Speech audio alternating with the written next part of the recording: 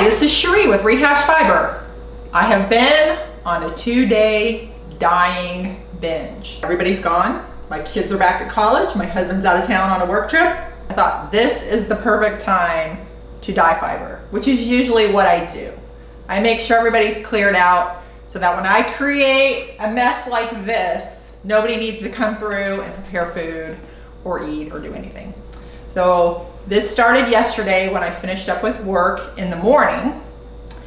I got ready to start doing this and I thought I would just do a little bit, enough to keep me spinning for a while. It ended up being a full-on dyeing binge. I figured they're gone, let's keep going. The mess is out, let's keep dyeing, this is fun. Another factor is that I have a laundry room. All the shelves were full of fiber. Side story, my friend who has a business dyeing has an air-conditioned garage. That's her workspace. And she was so inundated with fiber. I said, please come buy some of this, get this off my hands. It's making me crazy. So I took that opportunity and went over there and filled up the Honda Pilot. And I said, when we reach this price point, I'm done. Kept taking, buying. So what happened was I had tons of white roving. By now, this may make some of you crazy, but by now I've lost track of what's what, and I don't really care because I spin for the joy of it and then weave it later. So a lot of times the project comes together after it's spun and I look at what I have and work with it from there. So I just have fun. I just love this part. I love the spinning part, and that's the most fun for me. And then the rest of it comes together. All right, so I started dyeing yesterday, the roving. And then I thought, well, now I got this huge amount of white. Let's take care of the white. So I just kept going more and more and more. So here we go. I am probably 3/4 done. I've got a few more bags here of white stuff that I'm going to keep dyeing. Reason behind all this, I got a drum carder for Christmas. I'm ready to put that thing to work. So this is gonna be great, just pulling colors, adding things to it, creating great bats. Meantime, as I'm doing all this, I'm coming across colors and I'm like, oh, this is my favorite color. And then another one comes along and I go, this is my favorite color.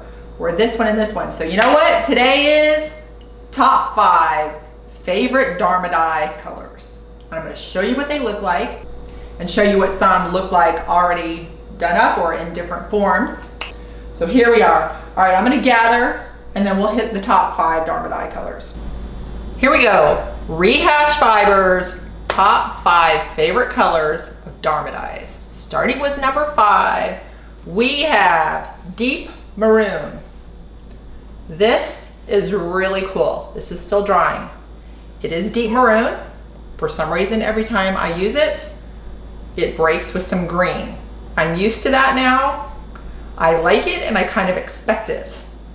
Maybe I'm doing something wrong and I apologize if there's a better way to do it. I'm fairly new at this, but I am getting along just fine doing lots of dyeing and I'm happy with my results. Anyway, this is really cool. A little bit of fuchsia got mixed in there because I shared the pot with that. But this is the deep maroon, number 5. Here's what I used it for in the past. I dyed locks, Teeswater locks, and I thrummed it into a stole that I have another YouTube video on how to do that. Anyhow, I really like that it was deep maroon with different colors that came through, and it made it much more interesting. So that was that one. Number 4 is Caribbean Blue. Bright and fun.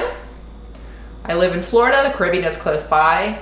Yes, it does look like this in some places. I don't know, it makes me feel happy. It's very pretty. It brightens up any project. It's just a great color. That's my number 4.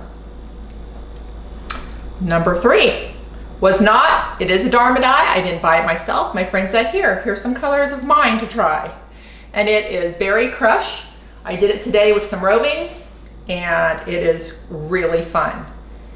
It kind of broke with some different shades and I like that because it's going to make for more variety when I spin it. Well, first of all, I'm going to drum card it and then spin it and then weave it. So I really like that there's some different colors, but it's just a really, really pretty color. All right. For number 2 and number 1, it was really hard because I love them both so much and I've used them for different things. All right, this is the first thing I started with last night, was some yarn that I had already spun up. So I will say number 2 is Peach Blush. As you can see on the yarn, it came through rather dark. However, I did have to over dye a little bit because I tried an experiment of just putting it on in drops and I didn't like that. So I did it again solid. So this is how this came out and I love that deep color. Now, if you see here, this is how the fiber came out. Kind of pinky, orange, peach. I love it. I love both. I love this dark and I love this. It's gonna look great when it's carded and spun. All right, number 1, drum roll, is Sage Leaf. Love it. Look at all these colors that came through. This is Sage Leaf on the yarn. It was more, if you call it, even. Beautiful, beautiful color. Like a sage, not quite turquoise, not quite green. It's just beautiful. But here in the fiber, there's green, dark, kind of turquoisey blue, light colors. I really like how that all broke and came through. It's going to be super fun to work with. So I wanted to share with you, in the past, I did the Peach Blush and the Sage Leaf and Fawn in one pot. Might have been a couple of pots, but I did it all together so that I would have a nice variegated yarn. So this is how it came out. I have not had the chance yet to work with this. I think I was going to crochet something or attempt to crochet something with this. So it's really beautiful. So number 1, Sage Leaf.